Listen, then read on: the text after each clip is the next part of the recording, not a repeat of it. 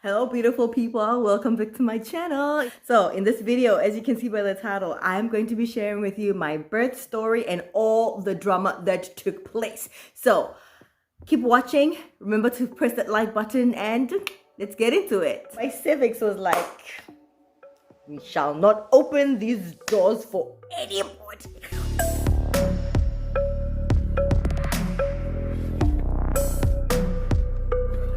Hi everyone, I'd like to welcome you to my channel. Thank you so much for clicking on this video. If you don't know, my name is Maru and I am a mom to two boys. Initially, I was on a weight loss journey, then I fell pregnant and now I'm on my postpartum journey. And I just wanted to share with you my birth story. I currently live in South Korea. I have been here for a decade now, more than a decade actually. And yeah, I've been navigating around these streets of Korea. I gave birth to my two boys in South Korea and at the same hospital using the same doctor. Okay, 3 years apart. So it's been a great experience. I just wanted to share with you my birth story. It's short and simple and straight to the point. I hope you are not traumatized by it like I was. And I hope you enjoyed this video. In my head, I wanted things to go a certain way. I was like, okay, this is your second baby. And many people say that your second baby, they come faster. And, things just happen naturally and things are just normal. But that did not happen for me. He did not want to come. I was doing the most with exercising. I was dancing. I was doing all sorts of workouts. Maybe it's working. Happy days. Summer day. Open my back.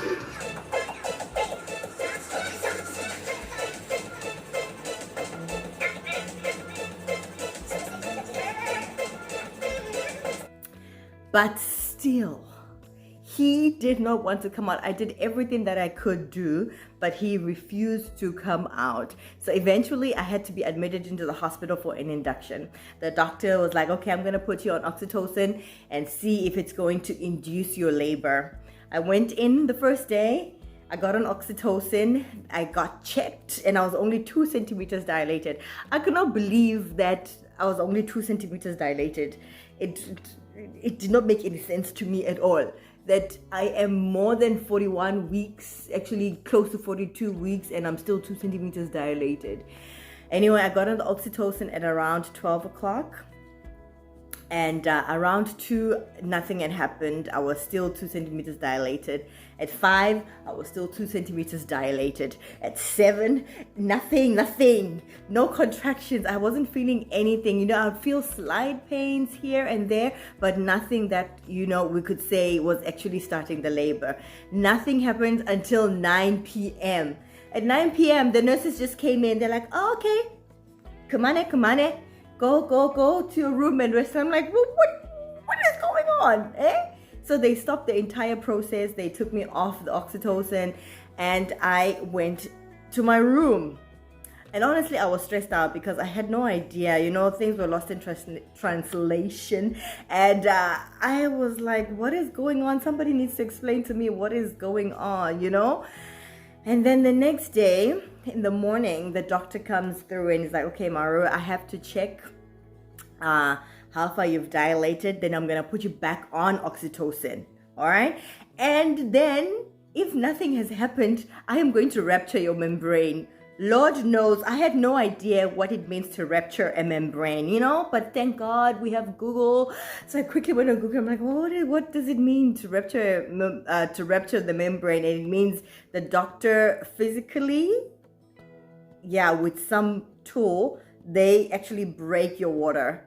So I was like, oh. And when you read on Google tells you all these things like, oh, you have this certain amount of time that you need to give birth. If the doctor ruptures your membrane and you need to give birth so that the baby doesn't die of suffocation or whatever. I was like, oh my God, I was terrified. Okay, terrified. But all right, I prayed about it. My husband was like, no, it's okay. You're going to be fine. Don't worry about it. I got back on oxytocin in the morning and nothing happened. Okay, no, yeah. So my cervix was like, we shall not open these doors for anybody. Or this baby, he was like, nah, I'm not going anywhere, ma. I still want to chill in here. He did not want to come. Simple as that, you know. And around 12 o'clock, they checked again and nothing had happened. At 2, at this time, my husband had just gone out. He had, I think I had sent him to the store or something. See, now I don't even remember. But yeah, I had sent him, he had gone out. And the doctor came in at 2 and he checked, and I was still 2 centimeters dilated. And he was like, okay, I'm going to rupture your membrane now. Okay, and I was like, okay, fine, cool. So I pick up a phone and I'm like, oh, hey, please, love, come quickly. So he came fast. At 2:05, the doctor ruptured my membrane. And 5 minutes later, I felt the most pain. I don't know. I felt pain like I have never felt in my entire life. It was so painful. The sudden, it just felt like pain just hit my body. And I was like, what? And just like that, labor had started. It started at 2:05. Was it 2:05 or 2:10? Around that time. It started at just after the doctor had ruptured my membrane. Then my husband comes running. And I'm like, it's painful. Guys, between that time and just the few hours, labor took me about 5 minutes.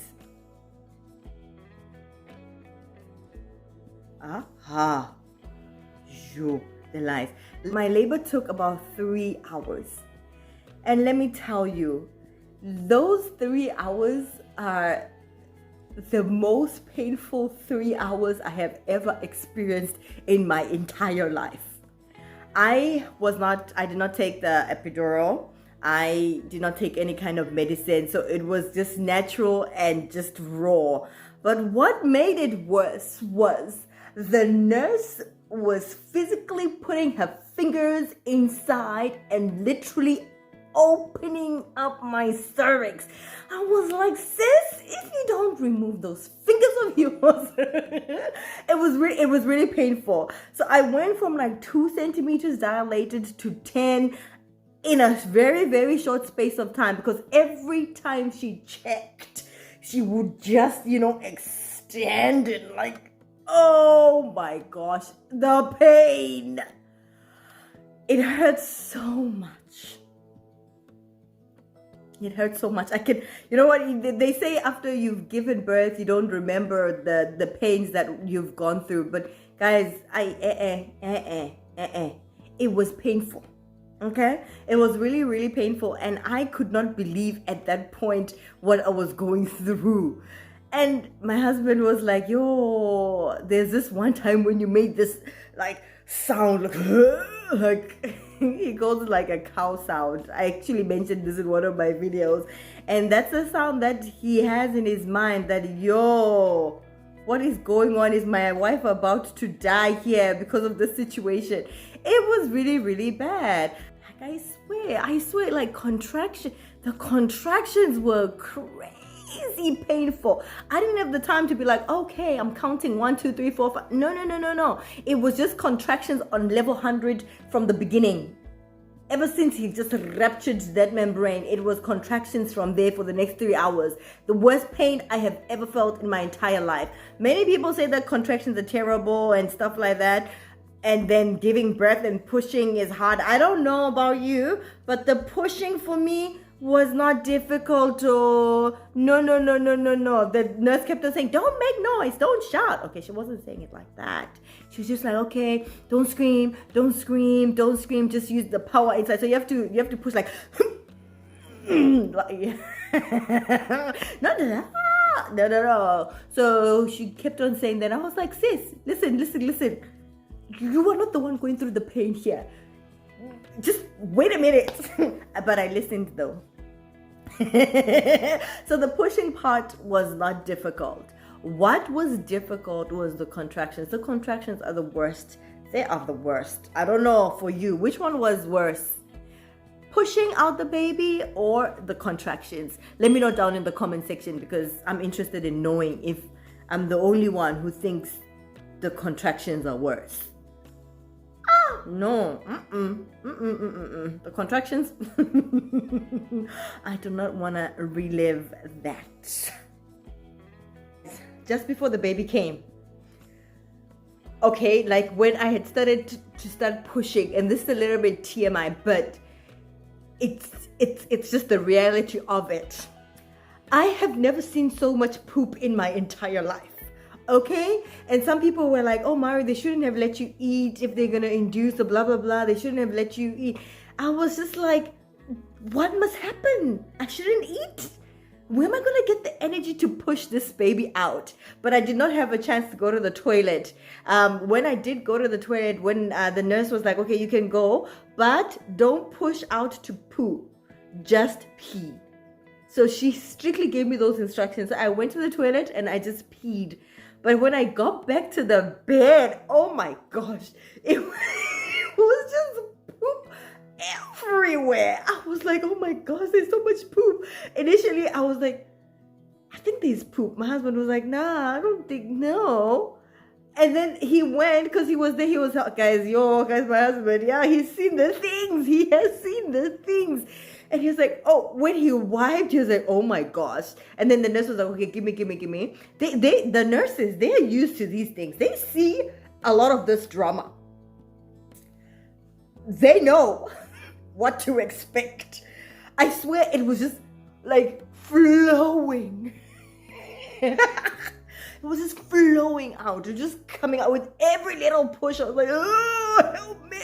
It was just, there was so much poop. So much poop that they had to actually not lift me up. I had to physically lift myself up, and they had to change the pads and everything. It was so messy. I was like, what is going on? Like with my first pregnancy, this was not the situation. I think it did happen towards the end, but here it was like part of the entire process. I was like, yo.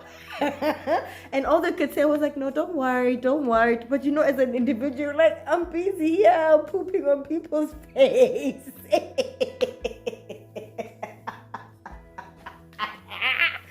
It was bad. But yeah, everybody was acting very normal about it. And eventually, like at the beginning, it was like, oh my gosh, I'm pooping. But then afterwards, it was like, you know what? You bring a human into this world.